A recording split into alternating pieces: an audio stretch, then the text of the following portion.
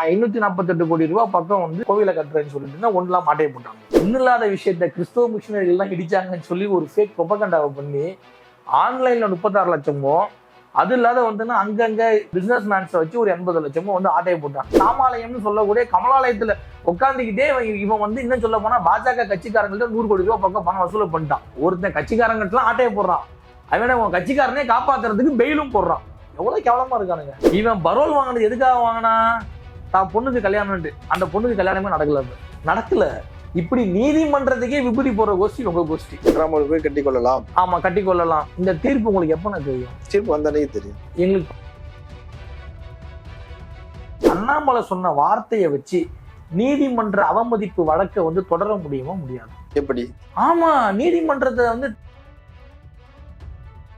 பாஜக ஆளக்கூடிய எந்த மாநிலத்திலேயாவது இப்படிப்பட்ட இன்கம் டாக்ஸ் ரைடோ இப்படிப்பட்ட இடி ரைடோ போயிருக்கா? இப்ப இந்த இடி ஆபீசர் வந்து அங்கித் திவாரின்னு போறத மாட்டி உள்ள போனான். அவனை விசாரிச்ச வந்து லஞ்ச ஒழிப்பு சொல்றாங்க, இதுல வந்து 50க்கும் மேற்பட்ட இடி அதிகாரிகள் தொடர்பு இருக்கு. நாளைக்கே திமுக பாஜக கூட வந்து கூட்டணி வச்சிருச்சுன்னா ஒரு ரைடும் கிடையாது.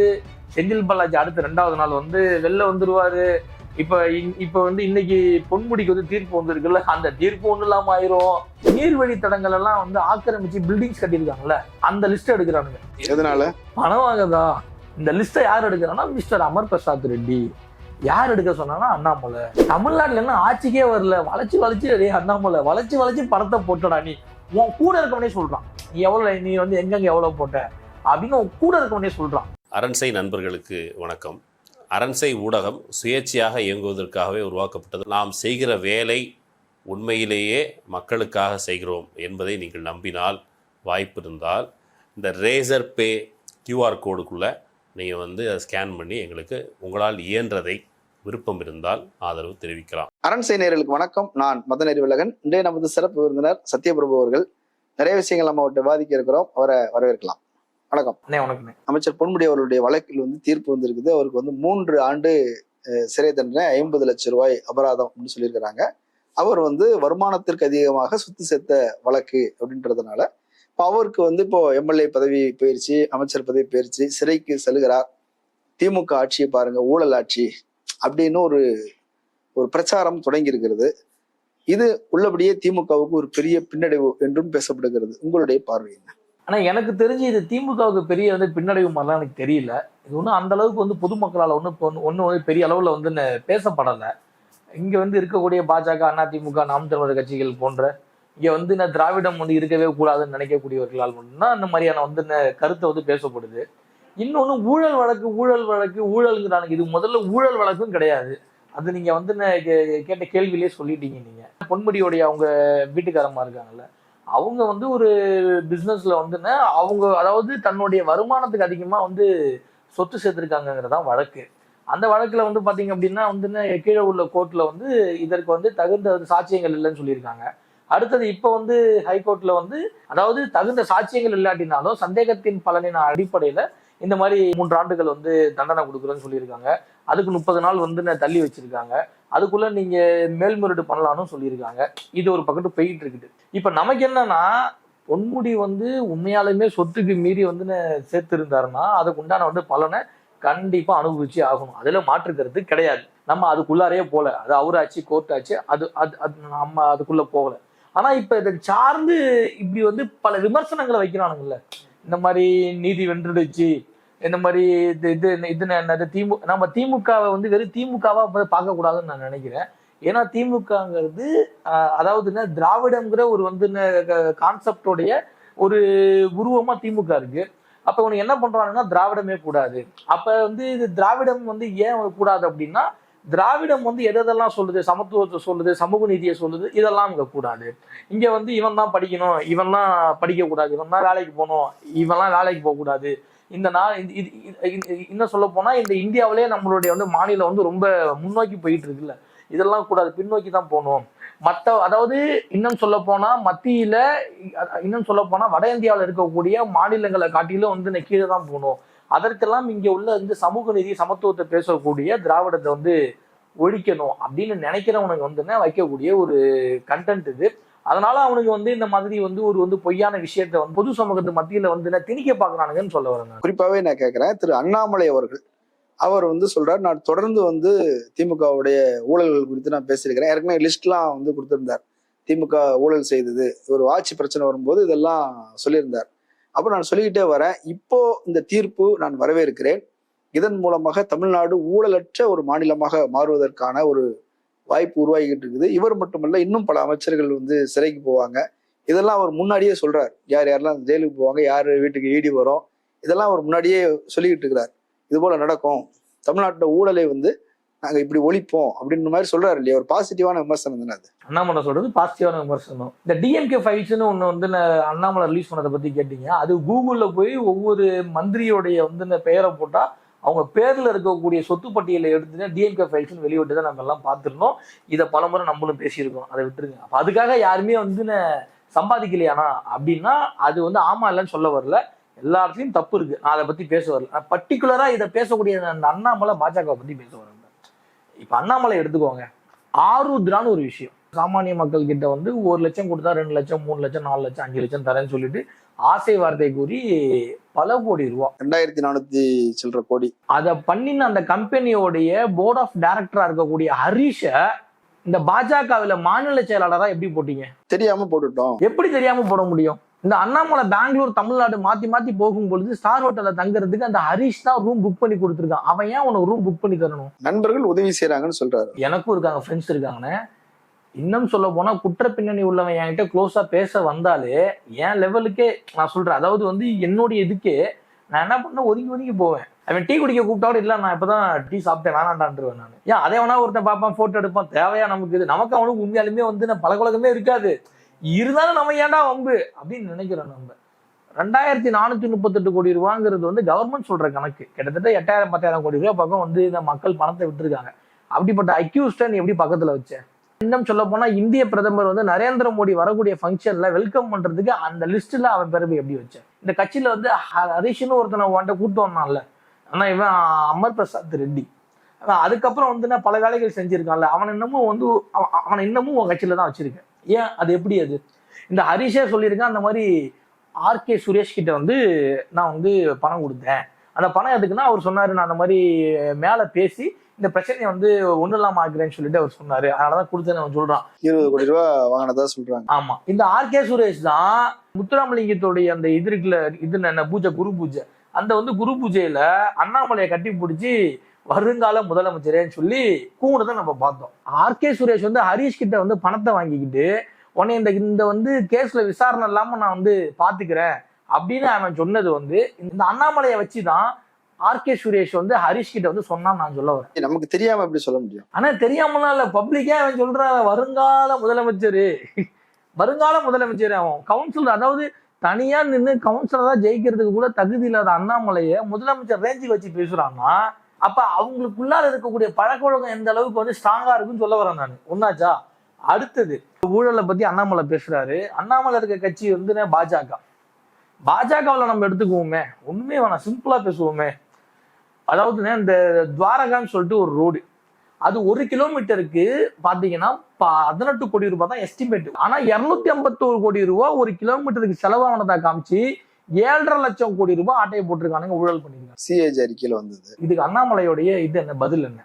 அடுத்து ரஃபேல் காங்கிரஸ் பீரியட்ல போட்டதுக்கும் நீங்க போட்டதுக்கும் டபுள் ட்ரிபிள் மடங்கு வந்து ஒப்பந்தம் போட்டிருக்கீங்க. ரேட்டு 80,000 கோடி ரூபாய்க்கு மேல ஊழலாக சொல்லப்படுது. இதன் சம்பந்தமா உங்ககிட்ட வந்து பேப்பர்ஸ் கேட்டா, டாக்குமெண்ட்ஸ் கேட்டா, அந்த டாக்குமெண்ட்ஸே இல்ல, தொலைஞ்சு போச்சுக்கிறீங்க. உங்ககிட்ட தப்பு இல்லைன்னா பேப்பர் தூக்கி போடலாமே, டாக்குமெண்ட்ஸ் எப்படி தொலைஞ்சு போகும்?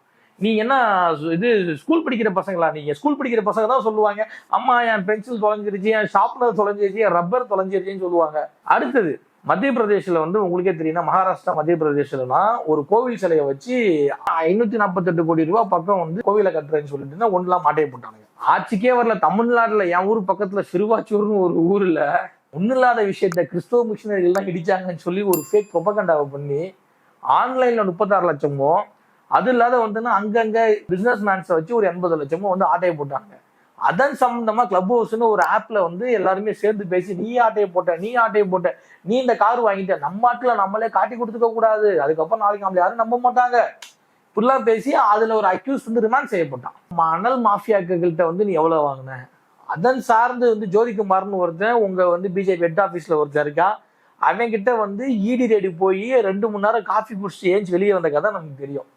அடுத்தது இன்னொருத்தனை எம்எஸ்எம்இன்னு சொல்லிட்டு, அதாவது மினிஸ்ட்ரி ஆஃப் ஸ்மால் மைக்ரோ வந்து மீடியம் என்டர்பிரைசஸ் சொல்லிட்டு, அதுல நான் தான் அதோடைய வந்து ப்ரொமோஷன் கவுன்சிலுக்கு வந்து நான் தான் வந்து நேஷனல் பிரசிடென்ட்னு சொல்லி கிட்டத்தட்ட வந்து ஒன்றும் இல்லைண்ணே, நமக்கு தெரிஞ்சு நமிதா வீட்டுக்காரன்ட்ட 4 கோடி ரூபாய் போட்டாங்கிறது ஒரு கதை. அதை விடுங்க, சேலத்துல ஒருத்தன்ட்ட 3.5 கோடி, அந்த கதை விடுங்க. இதெல்லாம் தாண்டி பாஜக கட்சிக்காரங்க கிட்டே 100 கோடி ரூபாய் பக்கம் வசூல் பண்ணிட்டான். உங்களுக்கு அந்த பிஜேபிக்குள்ளேயே 100 கோடி ரூபாய் பணம் வசூல் பண்ணிட்டான். நான் உங்களுக்கு அந்த வந்து போஸ்டிவ் வாங்கி தரேன், இந்த போஸ்டிவ் வாங்கி தரேன் கவுன்சில்ல, இதுங்க வந்து பேங்க் லோன்ஸ் எல்லாம் வாங்கணும்னா எங்க மூலியமா தான் வாங்கணும், நாங்க தான் கொடுப்போம், அதுல ஒரு கமிஷன் வரும்னு சொல்லிட்டு ஸ்டேட் ஃபுல்லா என்ன பண்ணிருக்கான், கூட்டம் நடத்திருக்கான். இதை வந்து ஒரு வந்து ஸ்டார் ஹோட்டல்ல, பிரைவேட் ஹோட்டல்ல, இல்ல ஒரு வந்து ஒரு வந்து பிரைவேட்டான இடத்துல இருந்து பண்ணியிருந்தா பிரச்சனை இல்லை.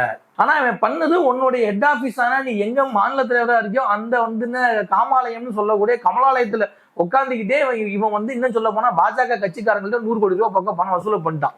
இப்ப அவன் வந்து ரிமாண்ட் செய்யப்பட்டு சேலம் ஜெயில இருக்கான். இந்த கேடுகட்ட செயலை செஞ்ச முத்துராமனுக்கு யார் தெரியுமா வக்கீல் வழக்கறிஞர்? பாஜகவோட மாநில துணைத் தலைவரான பால் கனகராஜ். ஒருத்தன் கட்சிக்காரங்கட்டெல்லாம் ஆட்டையை போடுறான், அவன உன் கட்சிக்காரனே காப்பாத்துறதுக்கு பெயிலும் போடுறான். எவ்வளவு கேவலமா இருக்கானுங்க. இந்த முத்துராமன்கிறவனை இவங்க என்ன பண்றாங்க, ஹைகோர்ட் மூலியமா முத்துராமனுடைய பொண்ணுக்கு வந்து கல்யாணங்க, நீங்க அதனால ஒரு 7 நாள் மட்டும் இது கொடுங்க, லீவு கொடுங்க அப்படின்னு சொல்லி பால் கனகராஜ் வந்துன்னு ஜட்ஜி கிட்ட வந்து சட்டப்படி அந்த இதெல்லாம் இதுன பேப்பர்ஸ் எல்லாம் போட்டு பெயில் எல்லாம் கேட்டு என்ன பண்றாங்க, அந்த வந்து ப்ராசஸை மூவ் பண்ணி 7 நாளோ 8 நாளோ தெரியல சம்திங் வந்துன்னு கோர்ட் வந்து லீவ் கொடுக்குது. அது எப்படின்னா பால் கனகராஜ் சொல்றாரு நான் அவரை நம்பி செய்யறேன்ட்டு. கோர்ட்டா என்னன்னு எனக்கு இது வந்து எப்படி எடுத்துக்கிறதுன்னு எனக்கு தெரியல. எனக்கு இல்ல பரோல் கொடுக்கறது வந்து இருக்கிறது தானே. இல்ல அதான் அதுக்கப்புறம் தான் வந்து கதையா கேளுங்க. இவன் பரோல் வாங்கினது எதுக்காக வாங்கினா, தான் பொண்ணுக்கு கல்யாணம்ட்டு. அந்த பொண்ணுக்கு கல்யாணமே நடக்கல. இப்படி நீதிமன்றத்துக்கே விபூதி போற கோஷ்டி உங்க கோஷ்டி. அயோத்தியில ராமருக்கு வந்து இந்த மாதிரி அதாவது பாபர் மசூதி இடிச்சு இவங்க மேல வந்து ராமர்கள் கட்டணும்னு சொல்லிட்டு ஒரு பெரிய வந்து பிரச்சனை போனுச்சு, வழக்கு நடந்தது, இப்ப தீர்ப்பு வந்தது. அந்த தீர்ப்பு வந்த அன்னைக்கு தானே உங்களுக்கு தெரியும். இப்படி ஒரு தீர்ப்பு வந்து இந்துத்துவ ஆட்களுக்கு வந்து சாதகமா வந்த தீர்ப்பு. அது ராமர் போய் கட்டி கொள்ளலாம். ஆமா கட்டி கொள்ளலாம். இந்த தீர்ப்பு உங்களுக்கு எப்பன்னு தெரியும்? தீர்ப்பு வந்த அன்னைக்கு தெரியும். எங்களுக்கு 10 நாளைக்கு முன்னாடியே தெரியும். எப்படி? RSSல பைடெக் போடுறாங்க. ஒவ்வொரு கோட்டத்துக்கு விபாக்குன்னு சொல்லுவாங்க, அங்க வந்து என்ன போடுறாங்க, பைடெக் போடுறாங்க. அது என்ன பைடெக்னா விவித சேத்திர பைடெக் அப்படின்னா RSS கீழ இருக்கக்கூடிய அதாவது சங் பரிவாரங்கள் சொல்லுவாங்க, பரிவார அமைப்புகள், கிளை அமைப்புகள் எல்லாத்தையும் சேர்த்து முக்கியமானவர்களை கூப்பிட்டு வச்சு மீட்டிங் போடுறாங்க. என்ன மீட்டிங்னா, தீர்ப்பு நமக்கு சாதகமா வருது சொன்னது நான் தான் சாட்சி. மேல என்ன அதுக்காக கோர்ட்ல என்ன நடந்துச்சுன்னு எனக்கு தெரியாது. ஆனா எனக்கு பைடெக்ல சொன்னதை சொல்ல வரேன். தீர்ப்பு நமக்கு சாதகமா வருது, மேல எல்லாமே பண்ணியாச்சு, பேசியாச்சு, தீர்ப்பு நமக்கு சாதகமா வர்றதுங்கிறதுக்காக நாம எதுவும் வந்து பிரச்சனையில ஈடுபட்டுறக்கூடாது. சரி, பிரச்சனை பண்ணுங்கிற வந்து நோக்கத்துலன்னு இல்லை, நம்ம சந்தோஷத்தை வெளிப்படுத்துறதுக்காக நாம ஏதாவது வந்து அதாவது பொது இடங்கள்ல வந்து நம்ம கத்தி நம்ம வந்து பெரிய ஆர்ப்பாட்டம்லாம் செஞ்சு அதன் சார்ந்து வந்து இஸ்லாமியர்கள் ஏதாவது எதிர்வினை எதுவும் வந்து அதை நோக்கி நம்ம ஏதாவது செஞ்சு அதன் சார்ந்து ஒரு பெரிய பிரச்சனை கலவரம் வந்துச்சுன்னா நம்ம ஆட்சிக்கு கெட்ட பேரு, எங்க பாஜக ஆட்சிக்கு கெட்ட பேரு, சென்ட்ரல்ல கெட்ட பேரு.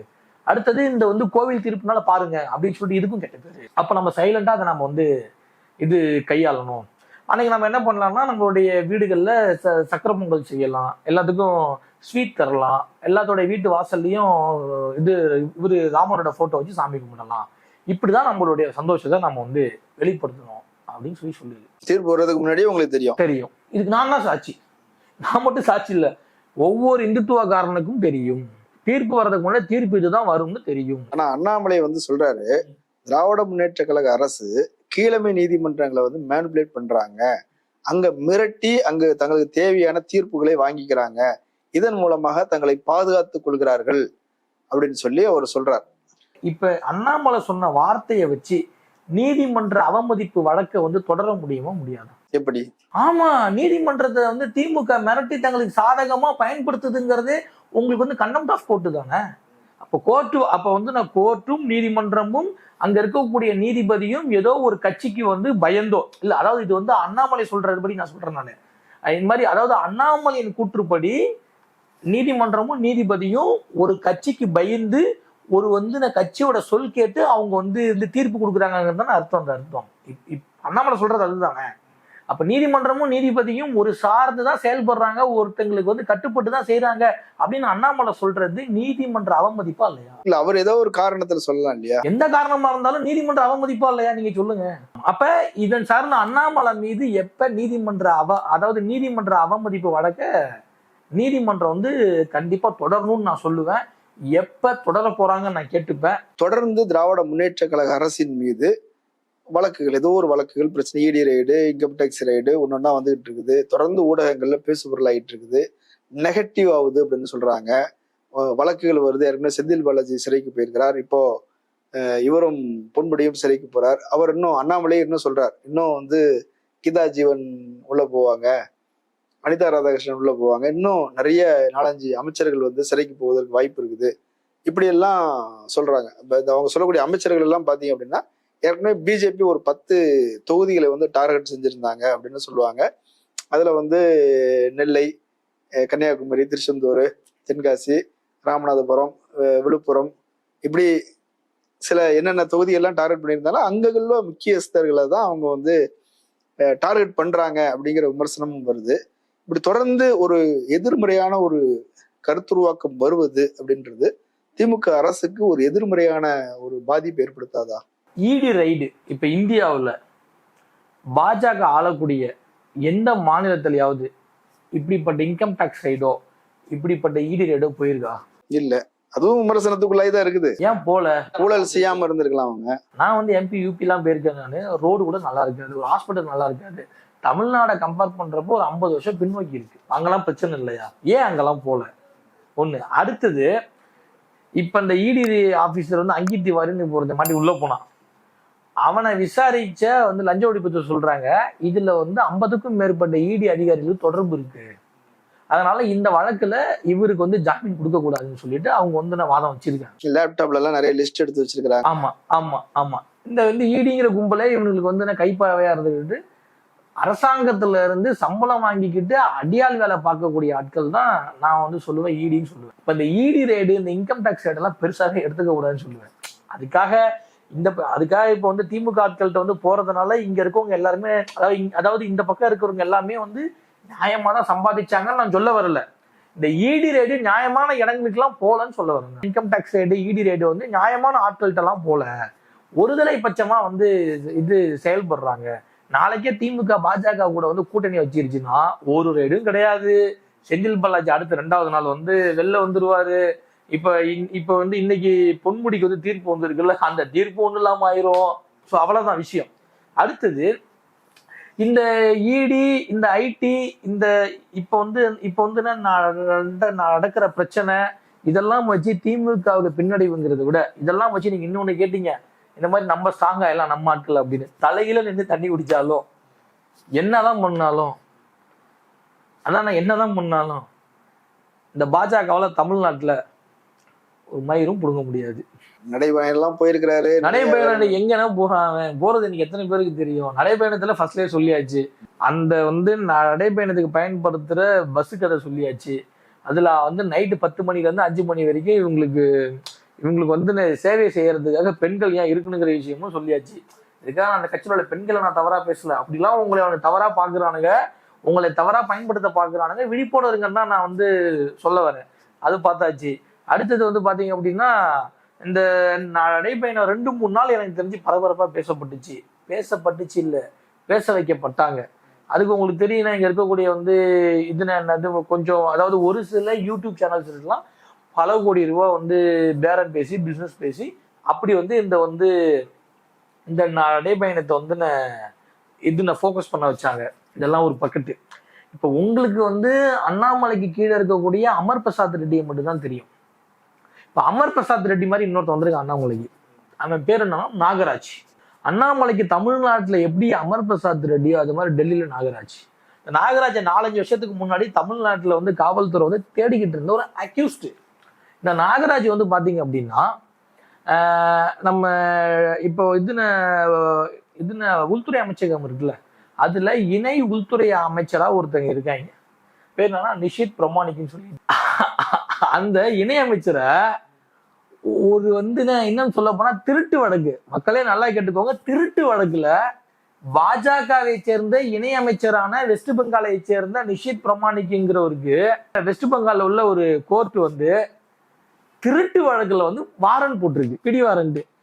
அவரு கூட இப்ப நான் சொன்னல நாகராஜன் ஒருத்தன், இவன் கூட நின்றுக்கிட்டு போட்டோ எடுத்துக்கிட்டு அவரை வச்சுக்கிட்டு நிறைய பேர் இன்ட்ரோ பண்ணிக்கிட்டு, எனக்கு வந்து நரேந்திர மோடி தெரியும், எனக்கு அமித்ஷாவை தெரியும், எனக்கு அவரை தெரியும், இவரை தெரியும்னு சொல்லிட்டு ஒரு பகுதி காசு வசூல் பண்ணிக்கிட்டு இருக்கான்.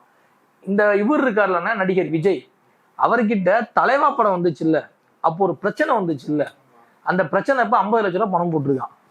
இப்ப புதுசா ரஜினிகாந்த் குடும்பத்து கூட க்ளோஸ் ஆயிட்டான். யாருன்னா அந்த ஒரு அம்மா இருப்பாங்க, அந்த மதுவந்தின்னு ஒருத்தங்க, அவங்க கூட போய் பல பேர்த்துக்கு கூட நிக்கிற போட்டோஸை காமிச்சு அந்த அம்மாட்ட க்ளோஸ் ஆயிட்டான்.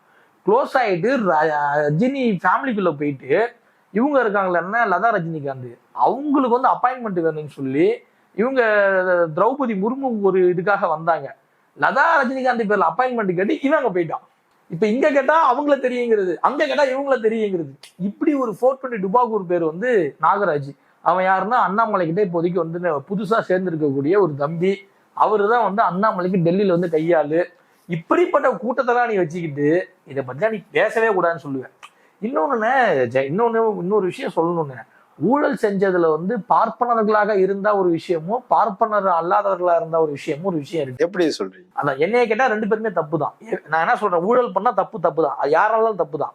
இப்ப ஒண்ணு இல்லைன்னு, இவங்க இப்ப நம்ம ஸ்டேட்டோடைய வந்து முன்னாள் சிஎம் இருந்த ஜெயலலிதா அவர்கள் இருக்காங்கல்ல, அவங்க வந்து இந்த மாதிரி வந்துன்னா பல கோடி ரூபாய் வந்து ஊழல் செஞ்சாங்க, அதாவது வருமானத்துக்கு அதிகமா சொத்து சேர்த்தாங்கிற வழக்குல டிஎன் குன்ஹா வந்து என்ன பண்றாரு, தண்டனை கொடுத்துட்டு போயிடுறாரு. உடனே அந்த வழக்கு என்ன பண்றாங்க, உடனடியா ஹைகோர்ட்டுக்கு வந்து அப்பீல் போகுது. இப்ப அப்பீல் வந்து என்ன பண்றாங்க, கணக்கை மாத்தி போட்டு, கணக்கை கால்குலேட்டர்ல போட்டுதான் சரியா வந்திருக்கும். இப்ப கால்குலேட்டர் கூட தேவையில்ல, போன்லயே இருக்கு கால்குலேட்டர் ஆப், அதுல போட்டா சரியா வந்திருக்கும். ஒரு கணக்கு தசு புசுன்னு போட்டு என்ன பண்றாங்க, இந்த மாதிரி அவங்க வந்து எந்த தப்பும் செய்யலைங்க அப்படின்னு சொல்லிட்டு விடுதலை செய்யப்படுறாங்க. அடுத்தது அந்த அம்மா என்ன பண்ணிடுறாங்க, டெத் ஆயிடுறாங்க. அடுத்தது இந்த வழக்கு வந்துன்னு இது சுப்ரீம் கோர்ட் போகுது, அப்பீல் போகுது. அப்ப என்ன பண்றாங்க, இந்த வழக்குல சசிகலா அவர்கள் வந்து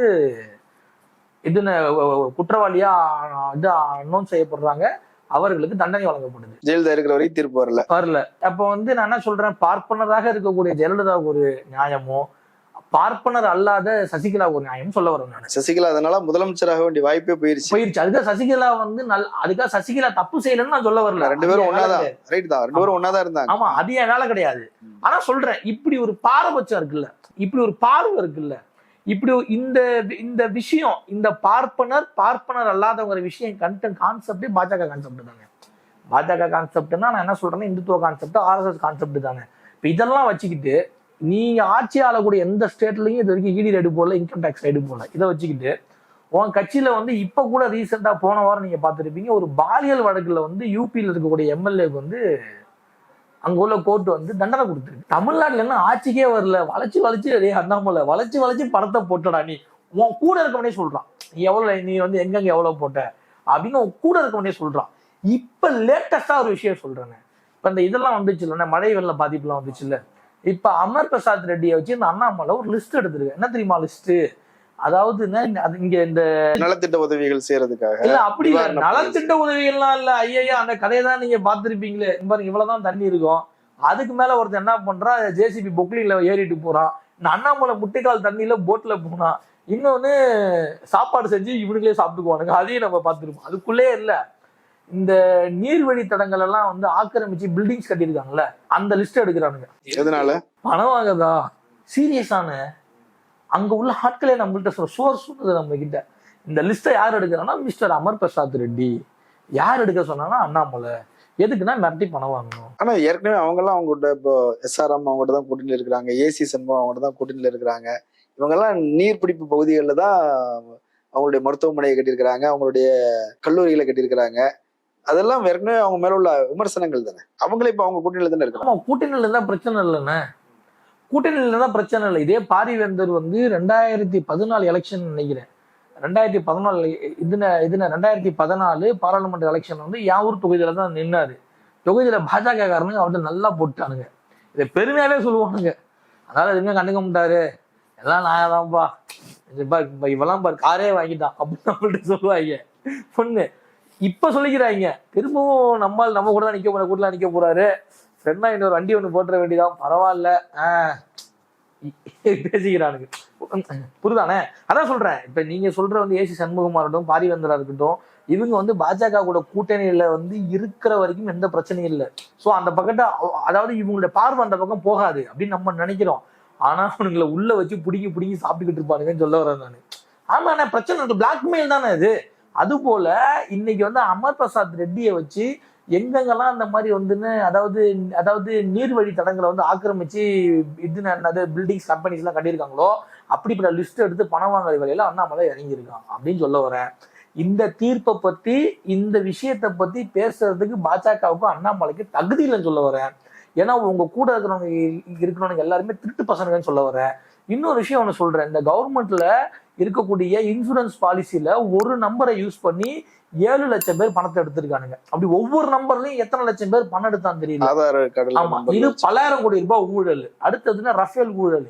அடுத்தது பாத்தீங்க அப்படின்னா இப்ப நம்ம சொன்னோம்லன்னா இது சிஏஜி ஊழல். அடுத்தது பாத்தீங்க அப்படின்னா இந்த இன்கம் டாக்ஸ் இடிங்கிற பேர்ல அடியாட்களை வச்சு மிரட்டி ஒவ்வொருத்தையும் பணிய வைக்கிறது. இல்லைன்னா தங்களுக்கு எதிராக எவன் இருக்கானோ அவனை தங்களுக்கு எதிராக பெரிய வீரியமா செயல்பட விடாம தடுக்கிறது. இப்படி ஒரு பொறுக்கித்தனத்தை வல்லமாரத்தனத்தை இப்படி ஒரு வந்து ரவுடித்தனத்தை பண்ணிக்கிட்டு இந்த விஷயத்த வந்து விமர்சனம் பண்றதுக்கு தகுதி இல்லைன்னு சொல்ல வரேன். இப்ப நம்ம நிகழ்ச்சியின் இறுதி பகுதி வந்துட்டோம். பொன்முடி அவர்களுடைய வழக்கு குறித்து பேச ஆரம்பிச்சோம். அதை ஒட்டி நிறைய கருத்துக்களை சொல்லியிருக்கிறீங்க. மக்கள் பரிசீலிக்கட்டும். கலந்து கொண்டு கருத்துக்களை பகிர்ந்தமைக்கு நன்றி. ரொம்ப நன்றி. நேயர்களே, மற்றொரு விருந்தினரோடு மீண்டும் சந்திக்கலாம். நன்றி.